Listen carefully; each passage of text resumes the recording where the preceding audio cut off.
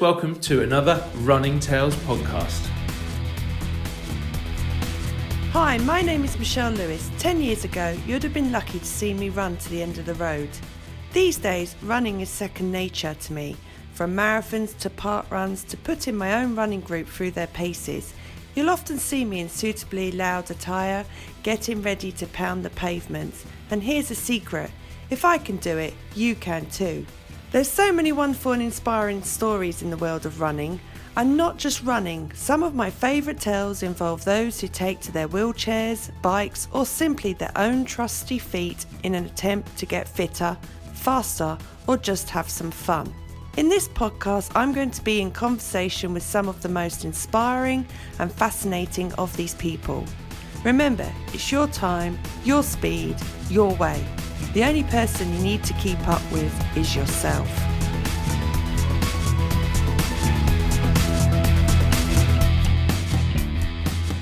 Hi, it's Craig again, and my guest this week on Running Tales is Gary McKee. They call him the Marathon Man. He's a fundraiser. He's raised almost £1 million for charity, and he's hoping that this challenge will raise another £1 million.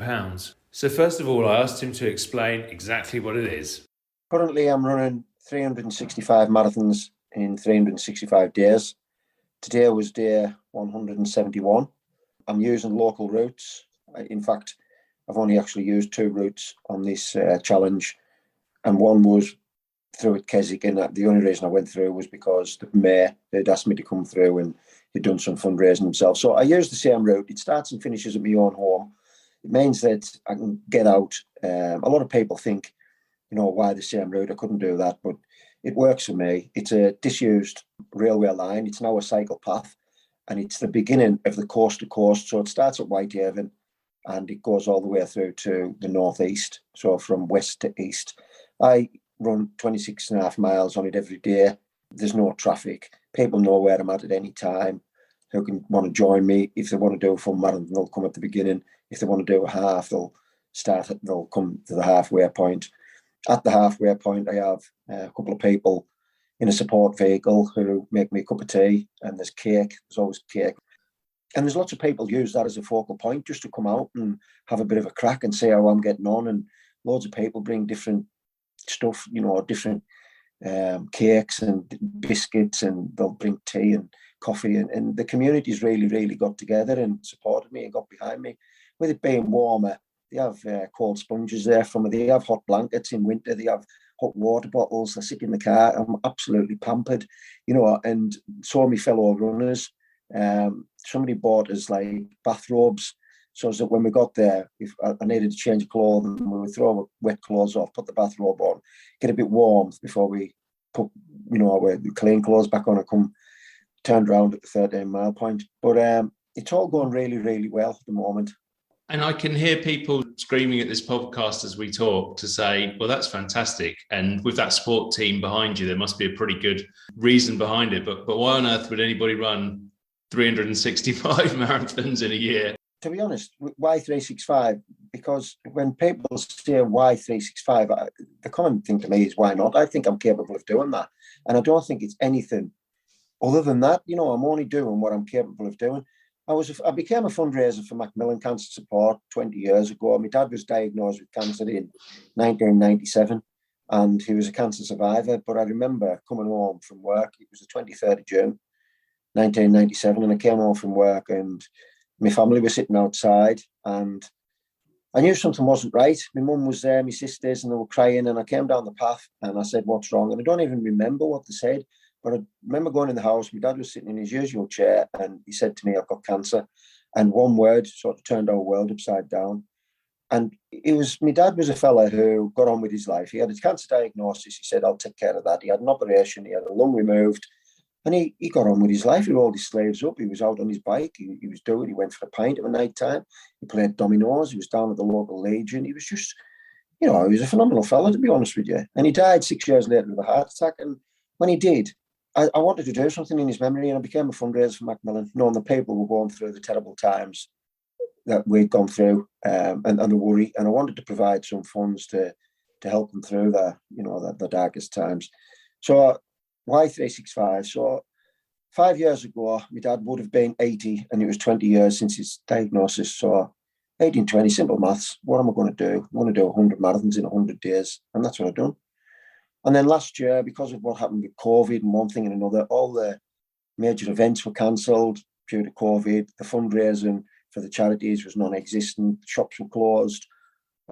Macmillan cakes, coffee morning every September cancelled. Massive fundraising opportunities missed. And the charities were on the bones of the bum. So I decided, Macmillan were 110 years old last year. I decided I would do 110. I'd done 100. I knew what it was like, and I wanted to stretch myself a little bit further. So last year I'd done 110. I also incorporated my fundraising, my challenges to help out West Cumbria Hospice at Home, who go into the homes of just normal folk and they hold the hands of people who are going through the terriblest times of their lives. They give families a bit of respite in care and attention. They spend the night there at end of life care, and I wanted to help them out. So that's what I've done. Raised over £200,000, and then every year as a family we sit down and we see what we can do to help other people. And it seemed to me that the obvious next step was to do a full year of running a marathon distance every single day. That's got its, it isn't just a case of getting up and running a marathon. I'm a dad of 3 children. My wife works shifts. I work shifts. And I still want to be a dad. I've got a 10-year-old daughter who still wants to do stuff. My 14-year-old son still wants to do stuff. My 17-year-old son's in an apprenticeship now, but I still want to do stuff with him. And I've got work to go to. So we factored it all in. We sat down as a family, as a team, and we said, how can we do it? What we're going to do? Is it plausible to do? I went into work. I explained what I was doing. And they've got behind me and they supported me. I'm doing a lot of work from home. I'm still going in and covering the office when I need to, but I'm predominantly, for the last couple of months, I've been working from home and I'm just using all my own leave at work as a family. The family are going on holiday, but I'm not. My 14-year-old son, who's seen me fundraising all his life, he said, if you're doing 365, so am I. So he's, every single day, he's been on the bike in the gym. We've got a gym at home. And he's either done 10 mile on the bike or he does a full marathon on the bike with me at weekends. My 10-year-old daughter, he's done 30 marathons now with me, full marathons on the bike. He's only 14. My 10-year-old daughter, she's done 10 marathons on the bike. She'll either do the treadmill or she'll do the exercise bike at home every single day. So boys have gone on holiday. He says, I'm with you, Dad, 365, we're a team. And people will say to us, you're wrecked, you're tired and this, that and the other. I go to bed with the biggest smile on my face, knowing that my children are supporting me in a way that makes me happy. And it's great to see them pushing themselves. I remember right at the beginning, my daughter, Minnie, 26 miles for a 9-year-old. She was only 9 in winter, a bit difficult. Difficult doesn't mean impossible. We always, if she was struggling with anything, we'd find out what she was struggling with and we'd turn it all around. We put her at the front and she led us. And soon, when our friends were coming with us, she was telling them how to get through doing a full marathon distance on the bike. And it's great to see. So the whole community's come together. We've galvanised a lot of people. The people who come with us are all good people. Good people find good people. I've had support with us most of the time. There's times when I've run on my own, which I don't mind at all, to be quite honest with you. I always, 4 miles from me run, I pass a school. The school kids are going to school every day, walking up a path with their hands out, giving me high fives. All the parents, they're smiling their heads off. I go into probably at least one school a week. The children do a bit of fundraising on my behalf. We go through the importance of living a healthy lifestyle, and that starts with your diet and it starts with exercise. So some of the children hadn't been up the local fells. We live in the Lake District, so we've got fells all around us, but some of them hadn't been up the local hills. They're then going home and saying to the parents, I want to go up touching a fell. So the parents are now getting out and moving, and everybody's moving. The people I see on the cycle path will say, I'm only out because of you. We've got a page put together called Inspired to Move, a Facebook page. It's got thousands of people on it now. Who's all connecting with each other and doing Wainwright walks or doing runs or talking about weight loss and how it helped them. And everybody's gelled, and lots of people are doing stuff because they've seen me doing stuff. So 365, was it going to be difficult? No, it's just running. It's running on my terms. It's not racing, totally different to racing. It's running. If I want to stop, I'll stop. If we say something, and we do stop as well, We stopped to get photographs done. We stopped to do Facebook Lives. We stopped because somebody needs us to stop. We pull people in. I get a bigger buzz out of seeing other people going home with a smile on their face because they've just felt as if they've achieved something, and that might be a 5 mile when they've been doing nothing at all. There's this last week, I've had 5 people come and do full marathon distances for the first time in their life. They're going home absolutely buzzing, and I just take them around. They always say, thanks for getting me round, for getting themselves round. All I'm doing is a bit of diversional therapy of talking to them on the way around. And by the time you've had a good crack and all that, you're 10 mile in. People don't realise, you just keep them positives, you keep the positives going. There's times when we've got to stop because we're laughing so much and somebody's saying something, telling a crack, and it's absolutely fantastic. It's a great atmosphere. And 365, 171 in now, we're coming up to the halfway point. It's just absolutely flown in. Time goes in. Time doesn't wait for any of us. And I always say, when people say it's a year though, and I say, I know, but if you had a year, if you were told you had a year left of your life, you wouldn't think, well, I'll have a lie in. You'll be trying to do as much as you possibly could with that time. The time does go in, it really, really does. So it's all coming together. It's all really good. We're raising lots of money. We're raising lots of awareness. We're getting kids moving and lots of adults moving too. It sounds like, obviously the fundraising is integral for this and doing it in your dad's memory, but it really sounds like you're creating an entire movement up there that's getting your whole family moving, and education for them, not only in understanding the hardship that people have through cancer and how important it is to help them, but also in terms of physical education. And then you've got the whole community just buying into these things. Do you think how big a part of it is running to that? Obviously, this is the Running Tales podcast. Could you have done this with doing some other thing, or is running central to it? Running is central to it. I don't think how you could sustain something for a year and keep people's attention to it for as long as that. And when you think about it, we've all, I would say, and I'm saying as all, I don't want to discriminate against anybody here, but we're all capable of running, and as children, you run around like a lunatic and you never seem to be tired, and then I remember last year, 2 years ago, when COVID first hit and the London Marathon was cancelled, we ran laps of our house, the whole family, for 12 hours, and we covered, Minnie was only 8, Bo will have been 12, and Alfie will have been 14 or 15, and we covered 108 miles.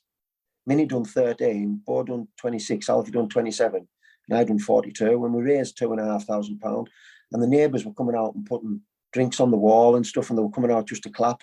And we were just doing laps. So every hour the kids would go out and they'd do so many laps because that was the mile in, and then they'd go again and go again. And it was fantastic. And running does that. Children can run. They like to run. So if at some point, when you stop running, you always look back and say, I wonder why I stopped. Because it's in all of us to be able to run. And it doesn't matter how fast you go. I live in the Lake District, and I don't care what anybody says. It's the nicest place in the world. The cycle path that I run on, I see the changes every single day in, be it the trees or the flowers, or looking across to the fell and seeing a bit of snow on the tops, or when it's raining, just standing in the rain and listening to the bird song. And it's fantastic. And we talk about mental health as well, and how exercise is the best thing for mental health. Everybody who comes running with me goes home with a smile on their face. Nobody doesn't ever feel that they're here for the wrong reasons. They're all here for the right reasons. So I don't think it would have been, if it had been a football match every day, people would have lost contact with it. People can come and do 2 mile. They can do a mile if they want. They can do 22. They can do whatever they're capable of doing. And it's any age as well. We have different groups run. They'll say, I'll never be able to keep up with you. That's not what it's about. It's about getting out and being there with us. I'm fascinated by the sort of idea that it's definitely true that we all, as kids, we all run around, we all love running, and somewhere along the way, so many people just lose that love of running, and it becomes that thing in their head like, it's a bit of a chore, I don't want to go out running, it's just to get fit, or it's just going to be bad on my knees or whatever. But you and what you do seems to have kept that almost like that childlike love of running. Have you always been into running? No, I've never been in. Funnily enough, I wouldn't consider it or class myself as a runner. I played rugby all my life. I got into running. I was messing about on the internet, and I'd seen a Land's End to John O'Groats challenge, And I said to the wife, I'm going to do that. I'm going to walk it. I'm going to do long distance, the paths. That's going to take me from Land's End to John O'Groats. So I'm going to do it over 2 months. And she said, yeah, that would be fine, no problem at all. So I went into work and I looked at the leave book. Somebody needed covered.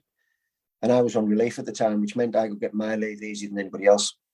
So I said, I looked and I had a 4-week gap.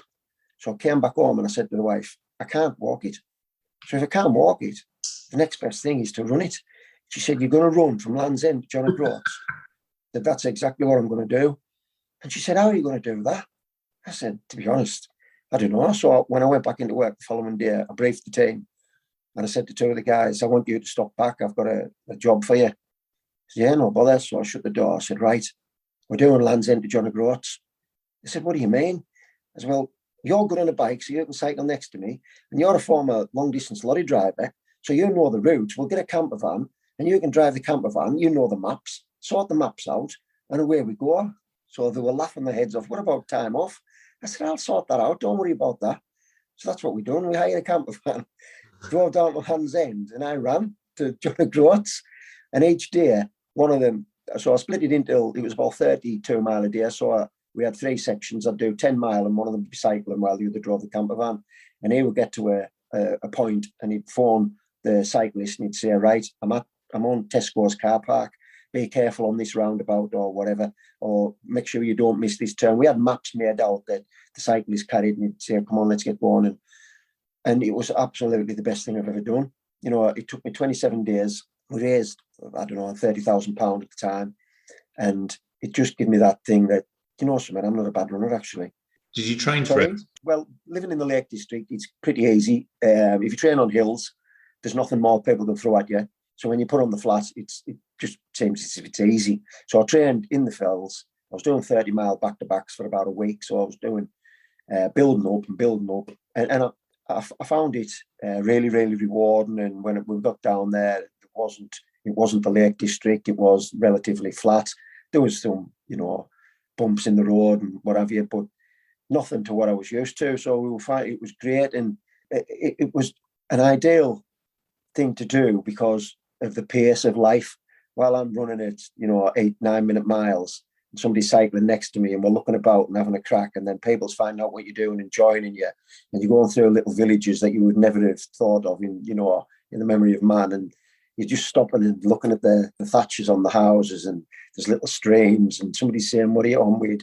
We're running from Land's End to John O'Groats and we're finished for the day. We're just having a look around there. Do you want to come and sit in my stream? And you're sitting in the streams, getting your legs cooled off and stuff. And it was fantastic. We got up to Scotland, and Scotland's very, very sparse of people. You would be on the road for a day and not see anybody. And it was fantastic. It was absolutely brilliant. But I thought, whilst, I was doing it, this is something I could really get into as fundraising. A vehicle for my fundraising is running. So I've never been in a running club. I've never ran competitively, but I'm not a bad runner. I just think that when I say I'm going to do something, I'll do my best to do it. I don't want to let people down. Every day that I run now, my vest is sponsored, and it's usually in memory of somebody. You don't want to let people down who you're running in memory of. It could be somebody's birthday, it could be a local pub, it could be a hairdresser, it could be anything. There's lots of people jumping on board to help out and raise as much funds as we can.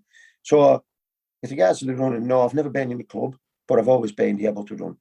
So it sounds like you've gone from maybe those typical sort of rugby sessions where running is something where they just sort of beast you to get you fit to the games, and then maybe had that basic that basic fitness to go and do it. Have you done it? You've done competitive marathons though, haven't you? Is that right? I've done London, I've done Edinburgh, I've done a few other marathons, and they've always been as fundraisers, but I've always been the only competition I really see is within myself, to try and beat my own time and to try and, and by virtue of doing that, you're racing yourself, but you're racing others at the same time. The Running Tales podcast isn't particularly about times and so on, but we do talk about them every now and again. I looked at your Strava, and it seems to suggest you're doing your marathons at the moment all under 4 hours. Now, I don't know whether that's stopping the watch to have, like you say, some food and cake or whatever, or if that's generally your time, because to do that time every day is pretty fast, I'd say. Yeah, so the elapsed time is round about 4.5, 4:20 or something like that. But the running time's usually 3:45. And again, it's because we do stop for photographs, for a cup of tea, for people to join us, to pull people together. My racing time, I can do London in just over 3 hours, but I don't think that you could be doing that every day. It will be too much on your recovery. Fine, well, you run hard, you recover harder. So it is on my terms. If I want to stop because I say something, a couple of deer in the field or red squirrels running up trees, then that's what we do. We stop. It isn't about times. It's about completion for me and getting round and bringing other people with us. We have a lot of schools involved, so the kids will join me on the route, and you slow down, and you want them to get something out of it. You want them to go back thinking, I want to do that again. So you just take your time, and times aren't important to me, to be honest. No, I kind of get the impression that a lot of it is about getting out into nature as well and connecting with people. It is both, because when you see what we have got here, I think it's only when you get older that you appreciate your surroundings a little bit more. I live 3 miles from the coast and I live 3 miles from the mountains. So after this podcast, I'm going to go down to Whitehaven and down to the beach with the kids, and we'll have a way wander about. Another night I'll be in Ennerdale and I'll be on the lakes and I'll be on the fell. It's fantastic. It's an environment where if children get it at an early age, they'll want to keep it, they'll want to maintain the surroundings, they'll want to see, and they'll want to venture out a little bit further. They want to run up a hill instead of walking up it, and then they'll want to do the next one, and then they'll want to see how many they can put together. I just encourage all that, and I love seeing children doing exercise, because there's far too many people saying, take my kids with you can't get them off the Xbox. And don't get me wrong, my kids go on the Xbox too, but if I said to any of them, who's out with us at the weekend, anybody coming, somebody will say, I'll come with your dad. And it's 4 hours of their time sitting on a bike and just aggravating me and having a crack and a joke if we're on our own. But that's great bonding time with your own children whilst you're out running, and I just find it great. And talk us through some of the other fundraising you do, because I had a look on your Just Giving page, and there's a whole host of stuff that you've taken part in over the years beyond running as well. Yeah, well, it first started probably with, I'd done a cycle through Brazil, and I chose to do the cycling to take myself out of my comfort zone. I'd spent a lot of time swinging on my chair at school, and I didn't realise that Brazil was the 5th largest country in the world, and they were doing a bit of a coast to coast on it. And I was thinking, Jesus. So when we got there, we were doing around about, 80, 90 miles a day sometimes on mountain bikes. I didn't know what the word undulating meant till I got to Brazil. And believe me, it did take me out of my comfort zone, but I raised a lot of money, and I had that bug of, I'm helping people here. I always said to my children that £50 buys a food blender for somebody with throat cancer. So I raised around about £7,000. So if you think of all the 50s in the 7,000, that's how many people you're reaching out to. And I got that bug that I wanted to sustain that. I wanted to go out and help more. So the following year, I climbed Kilimanjaro. And you're with like-minded people who's there for the same reason as you. It was Macmillan who I was supporting. So I think it's fair to say that everybody's got a cancer story. We all know somebody who's been through a cancer battle, be it direct or indirect, a friend of a friend, or, we all live in a street that somebody's going through a terrible time. And I wanted to help out. I wanted to reach out to them people and say, the support, whatever I'm doing is to support you. I trekked through New Zealand. I've jumped out of airplanes. I've walked across fire, hot coals. I've rode the equivalent of the English Channel, a rowing machine, and then back.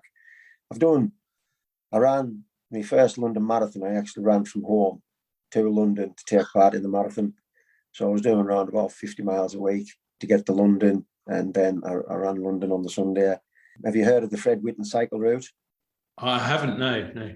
So if you were to Google the Fred Whitton cycle route, it's billed as one of the toughest cycle routes in Britain.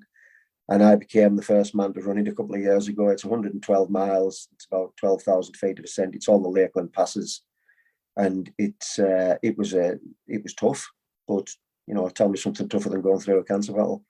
I raised a lot of money doing that, and I think I showed to people what can be achieved. If you just step out of the box and look around and say, there is other things that can be achieved with a bit of belief. And that's all I think I'm doing. I'm only doing what I'm capable of doing. I honestly don't see the running as anything more than what I'm capable of doing. What I see as the impressive part is the money that's being raised by the local communities, because it's the money that makes a difference to the charities. And you never ever know how much you're going to raise. And I'm just happy, if it's £1, somebody gives me £1, because I know that all them pounds added up make a difference. So I'm always pleased with the way things go. We've raised towards £1 million. I'm hoping to raise £1 million off this challenge alone. 125 grand in the pot at the minute. You tend to find that the money doesn't come in till later on, when it's looking like things are going to be successful, because people want to be involved in success. They don't want to back a story that's going to fail. So although I've done 171 marathons consecutively, it's only 171. It'll start getting interesting to people when it's 330, 340. On Christmas Day, when I'm running a marathon, people will say he's only got 6 to do. That's when it starts heating up. Until then, all I've got to do is keep running. And just give a quick shout out to where people can go to sponsor you, because obviously we want to try and get a few more people to come and do that if they can. Yeah, so I've got a Just Giving page. It's www.justgiving.com/365, and the 365 is written. It's not the numbers; it's the letters. And anybody, I've had people come and run from London. 3 people came from London. I have a regular guy who comes from Manchester. There's people on Strava being in touch with us from America who's making plans to come over and run with us. And the further it goes on, the more interesting people get. There's nearly 6,000 people following me on Strava now, and people always ask questions on how you're doing this and how you're doing that. And they are intrigued by what you're doing. And a lot of people want to come and join you. And I'll always say, it doesn't matter to me if it's a mile or the 26. Come along, see what it's like for yourself, meet new friends, connect with people, and we're all, probably like-minded. We want to be here for a reason, and just come and see what it's like. Yeah. Are you surprised by the amount of support you've got? I mean, I'm not, because I think it's phenomenal what you're doing, but you're kind of quite like, I'm just doing what my body allows me to do. So therefore, does that therefore surprise you that other people have such an interest in it? I don't know if the word surprised the right word to use. I think people are more intrigued as to how you can do what you do, and I stick to a regime that works for me. I get up at the same time, I have the same breakfast. I mean, I was thinking the other day, I'm running 365 marathons, fine, but who could actually eat the same breakfast for a year? Do you know what I mean? What do you have for breakfast? What's your breakfast, Gary? I only have 2 slices of toast with a bit of jam on it, and 2 cups of coffee. But imagine, it's like being on ration. It's like being in jail, isn't it? That's what you're getting. Imagine somebody saying you're not having a beer for a year. That's a challenge in itself. To some people, I'm quite religious in how I go about my business, and I always think that once the motivation's waned a little bit, you've got to then rely upon your discipline. And if you're disciplined, you're halfway there. So I am quite disciplined with myself. I love a beer. I love a beer like anybody else. The local brewery, this is the 3rd time they've done it. They brought an ale out called Marathon Man. It's 5.5%, Ennerdale Brewery, and all the profits of the beer, it's a non-profit making beer for them, goes onto my Just Giving page. So over the years, they put thousands of pounds onto that page, and everybody goes mad for it, and they're drinking this beer. It's the strongest that they do, and then they think they can run marathons, and we all know what we're like when we've had a few beers and running. But yeah, I'm not so much surprised, because people think over 12 months I can join them and do at least one. It's the time that they put off, because by the time they get to me, they think, I can't go at that pace. You tend to get faster as you go along, not slower. And I'll wait for anybody. We'll slow the pace down. We'll have a crack. Well, I want to get people around. I want them to enjoy it. I want them to be able to come back, and I want them, when I finish, I want them as sustained runners, at least get out once a week and do something. That's the difference that you can make to people's lives by them seeing what you're doing and replicating it. So I'm happy with all of that. There will be more people joins me throughout when it gets a wider audience. When people listen to your podcast and I'm saying, come and join me, 8 o'clock every morning, I set off from the house, come and rock up, leave the car outside the house, there'll be sandwiches ready for you when you go home, and a cup of tea for you and all that, carry on. There's people coming that they really, really do enjoy themselves. And what would you say to anybody else out there who wants to either get into running generally, or wants to get into fundraising and is maybe thinking of some sort of challenge, I mean, is the advice just simply go out and do it? You're going to love it. Yeah, I would say don't bite off too much. Make it manageable to yourself, because if you want things to be successful, it doesn't come straight away. You've got to build on it. You've got to build it up. So do things that you're capable of doing, and then raise your bar and move on. You always get the buzz from helping other people and being there to support other people. Life's about helping folk, isn't it? And doing as much as you can to help people. But in the same time as I'm helping others, I'm also helping myself. I'm keeping myself in shape. I'm keeping myself trim. I don't think my heart rate has been as low, my resting heart rate. And it's all good. It's all good news. It's all positive. You can look back on it in years to come. I remember I've run with kids from 5 years ago when I done the 100, who were now in the 18, 19-year-olds, they ran as school kids, and they've come back to run with me saying, I remember when you come into our school 5 years ago, and we always said we'll run with the marathon man. That now you're running with me. And it's great to look back on and say, I inspired that child to be able to get out and do what he's doing. It gives them a bit of belief in themselves and gives them a bit more confidence about themselves. So I would say to people, don't put it off, just get out and do it. Fantastic. Gary, I think that's a superb place to leave it. Thank you so much for coming on Running Tales. No bother, mate. Thanks very much for the opportunity.